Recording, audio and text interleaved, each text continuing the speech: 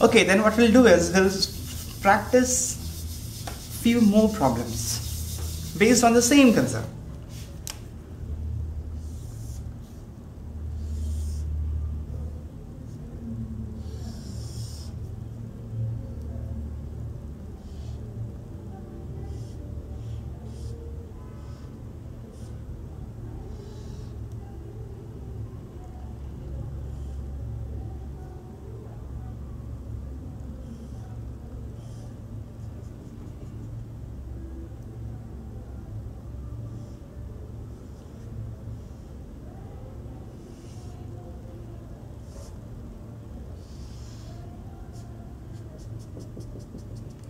This is the kind of arrangement.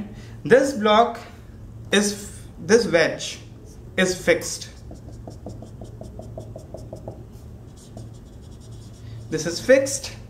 This angle suppose is given as 37 degree. This block I'm calling as B, and the one which is constrained to move in the rectangular well of B, that is A. The mass of A and B are the same, suppose M. Now you have been asked, what is the acceleration of A and what is the acceleration of B? So interesting. Are you getting some interest in solving these kind of problems? They are simple problems, really simple problems, and they fetch you laurels. Actually, many students get scared away looking at these kind of arrangement. But when you get to solve the equations, you find out that it's literally solving just linear equations and you get your answers. That's it. So please try this one out and tell me what is the acceleration of A and B.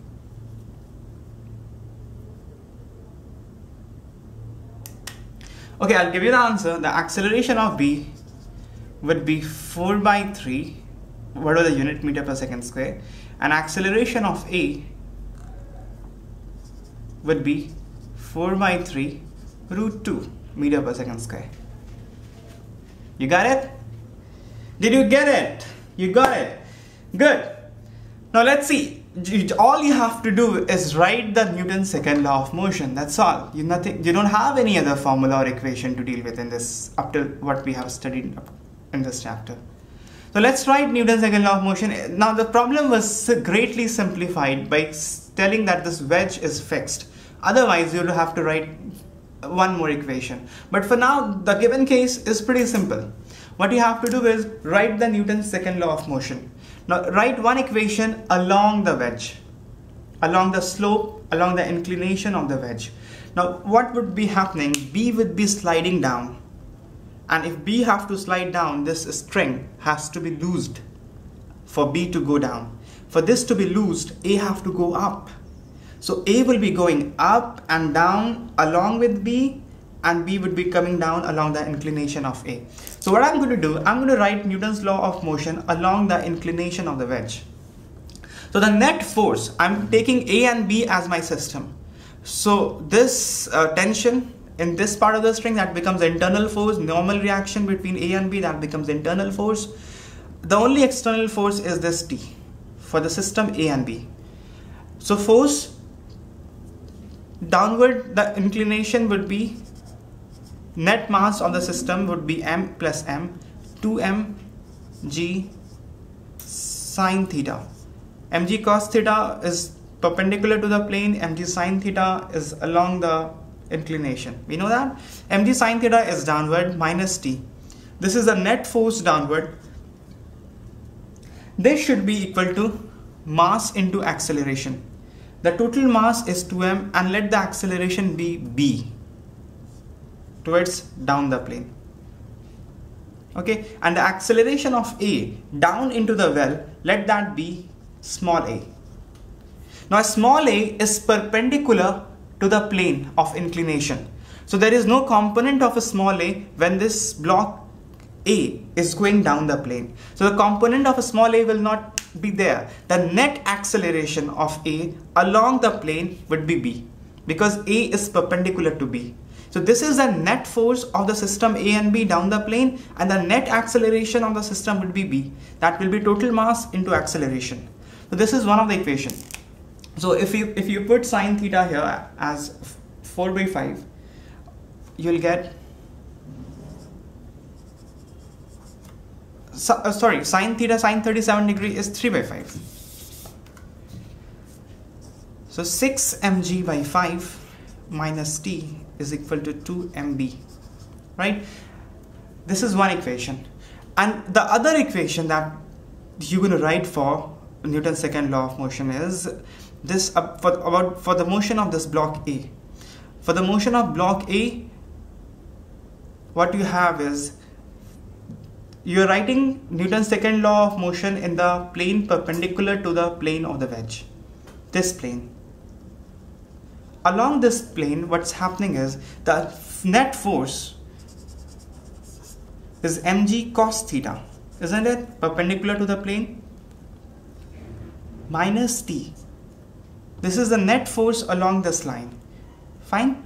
This should be, no, we have considered that B is going down, then A should go up. So A is moving up. So net force upward is T minus mg cos theta.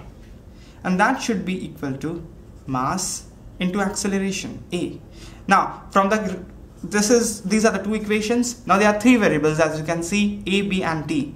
Now you need third equation in order to solve three variables. For that, you have to look at the constraint relation. When B is coming down, then certain amount of a string has to be loosed, and that string would be loosed by only if A goes up. So by whatever distance B is going down, by the same distance A has to go up in the same amount of time. So the velocity of A and B, their displacement and their acceleration, all has to be the same. So from the constraint relation, we have that A should be equal to B. Then only the string will remain taut all the time. So I can just replace A by B. And then we have T minus mg 4 by 5 is equal to m into B. Now we add these two, we get 2 by 5 mg is equal to 3 mb. So acceleration of B you will get B from here as 20 by 15, and that is 4 by 3. So B is equal to 4 by 3 and A is also equal to 4 by 3. Now A is acceleration down into the well, but along with B, A would also go down because A is constrained to remain into the well of B, and if B is moving down, A is bound to go down. So A has two components of acceleration with respect to ground. One is B, which is along the plane, and the other is A, which is perpendicular to the plane. So the net acceleration of A would be summation of B vector and A vector. And you know how to sum up these two vectors because you have read rigorously vector calculus before this chapter. So that will make 4 by root 3 acceleration along the plane, 4 by root 3 of unit of acceleration perpendicular to the plane. That will make the net acceleration as 4 by 3 root 2 times. Okay.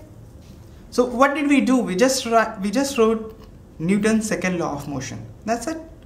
Now, so you realize that these kind of problems are actually very simple.